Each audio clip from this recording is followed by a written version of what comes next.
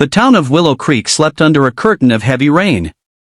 Thunder rolled like the growl of some ancient beast, and lightning flashed violently through the trees, painting the roads in ghostly blue streaks.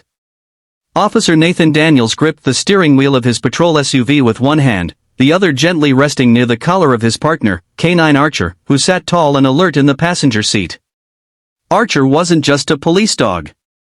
He was a war veteran. A soldier trained in explosive detection and combat search. He had survived battles in Afghanistan, seen lives taken, saved many more.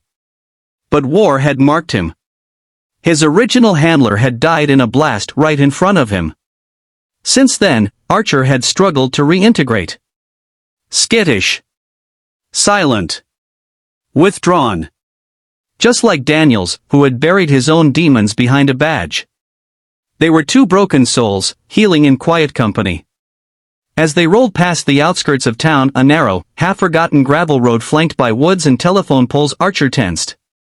Then, without warning, he let out a low growl.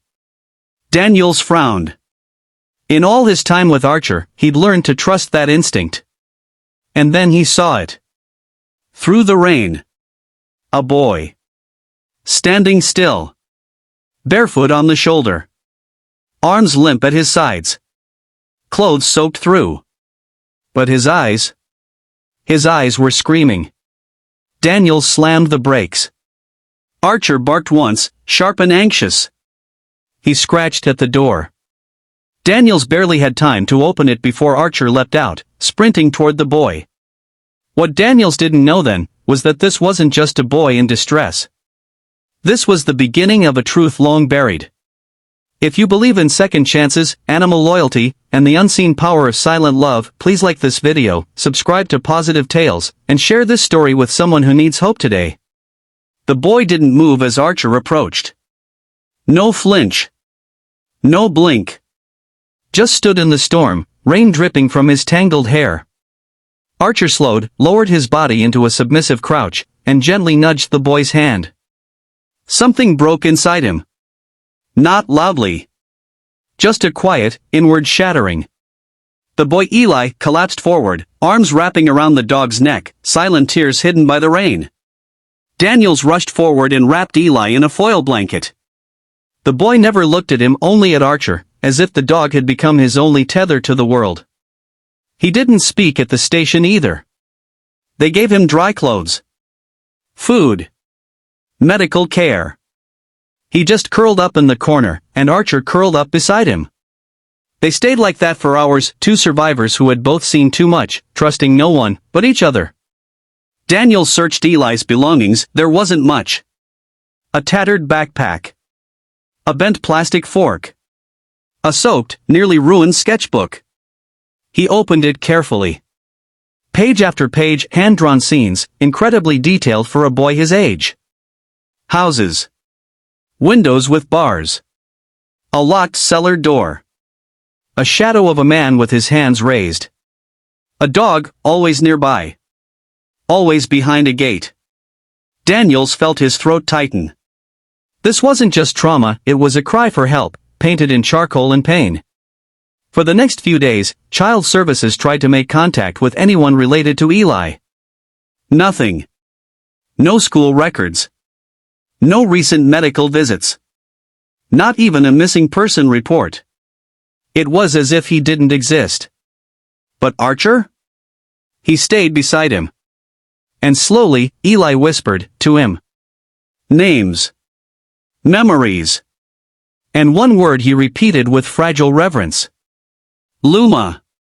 Daniels pieced together what he could. Eli had been living at a farmhouse about 10 miles outside of town. On paper, it was registered under an alias. Abandoned. Left alone.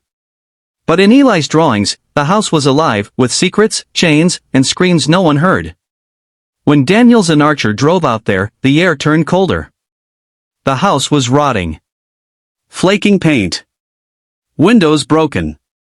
Inside, it was worse. Rotten food. Rope. Scratches on the walls. But it was the cellar that made Archer growl. They pried open the lock. There she was, Luma. thin, shaking, covered in filth. But when Eli entered, she raised her head, and her tail beat softly on the cold cement floor. The boy had escaped to save her. He didn't run for himself. He ran for his best friend. Authorities launched an investigation. Eli had been taken months ago. Hidden. Kept off the grid. No records. His captor had once been a foster guardian, but his license had been revoked. He fell through the cracks. Eli had been groomed. Controlled. Locked away when he rebelled. Luma had been taken too, likely to keep Eli obedient. But the bond between boy and dog had outlasted the cruelty. They had made a promise to each other. One escapes, we both do. Or neither of us leaves. Daniels testified at the trial. Eli's drawings were submitted as evidence. Experts confirmed signs of abuse, neglect, and emotional trauma. But the moment that broke the courtroom? When Archer sat beside Eli on the witness stand. Unmoving. Protective. Eli, shaking, took Archer's fur in his hand, and spoke loud enough for the first time. He didn't save me. He saw me. Months passed.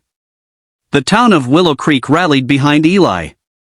A local family, veterans with experience in trauma recovery, took him in as their own. Luma gained back her weight. Her joy. Her bark. And Archer?